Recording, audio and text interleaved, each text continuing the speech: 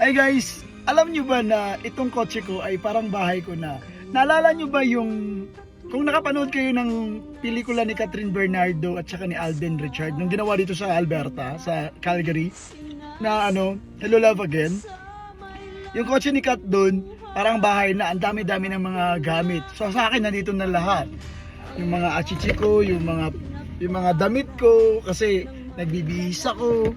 Kasi umalis ako sa bahay, 6:30, and then uuwi ako 11 PM. So the whole day nasa ako, so nandito na yung mga pagkain ko, di ba? May mga tinapay, may mga saging.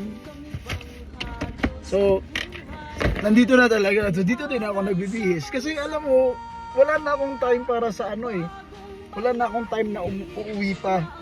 Tsaka nagsi-CR ako sa mga malls, sa mga food chain. So doon ako nagsi-CR.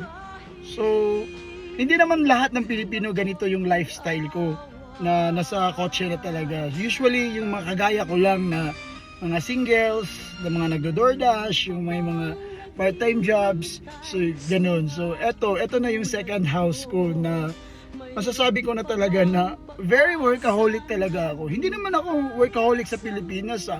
Isang trabaho lang sa Pilipinas, sapat na. Pero dito, naku, ang hirap dito. Hindi, positive lang always para makuha ang tagumpay. Until next time.